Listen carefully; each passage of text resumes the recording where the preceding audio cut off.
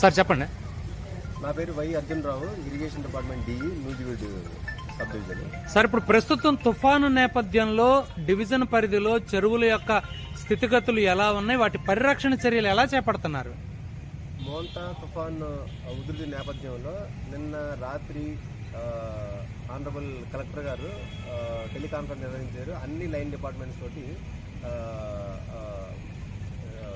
Teleconference నిర్వహించడం జరిగింది. అందులో ఏంటంటే ఈ తుఫాన్ యొక్క ఉధృతి నేపథ్యంలో మనం చేపట్టాల్సిన చర్యల గురించి అంతా కూడా చేశారు.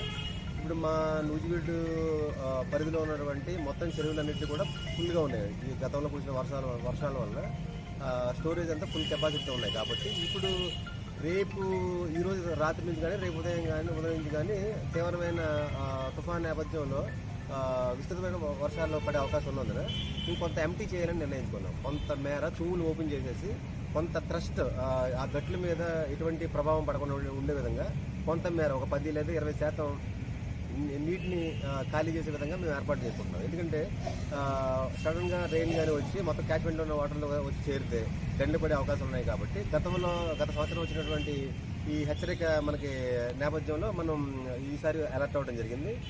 కొంతమేర ఖాళీ చేయటం, అలాగే నూజివీడు పరిధిలో ఉన్నటువంటి నూజివీడు పెద్ద చెరువుకు సంబంధించి అయితే ఆల్రెడీ ఇప్పటికే గతంలో పడిన గంటలు పోర్చడం జరిగింది.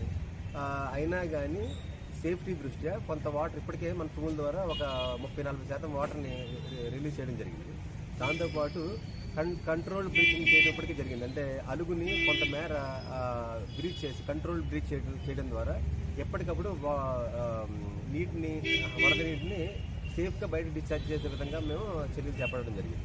అలాగే రామిలేరు వాగుకి సంబంధించి ఎక్కడైతే కాజ్వేస్ ఉన్నాయో, రోడ్ క్రాసింగ్ పాయింట్స్ ఉన్నాయో అక్కడ ప్రతి చోట కూడా నిన్న సబ్ కలెక్టర్ గారు మేము కూడా పర్యవేక్షించి రోడ్ క్రాసింగ్ పాయింట్స్లో బారికేడ్స్ పెట్టాలని నిర్ణయించారు. ఎందుకంటే వరద నీరు ఈ కాజెస్ మీద ప్రవహిస్తుంది కాబట్టి ముందస్తు ప్రమాదం ఏది జరగకుండా ఉండే నేపథ్యంలో బారికేడ్స్ ఏర్పాటు చేయాలని నిర్ణయించింది. అలాగే చెక్కపల్లిలో నిన్న పెద్ద చెరువు నుంచి అలుగు వాటర్ ఫ్లో అవుతుందని చెప్పేసి ఇన్ఫర్మేషన్ రావడంతో మేము ఆ కాజ్వేస్ మీద రెవెన్యూ వారితో సమీక్షించి అటు ఇటు ఆ కాజ్వేకి అటు ఇటు కూడా బారికేడ్స్ ఏర్పడడం జరిగింది.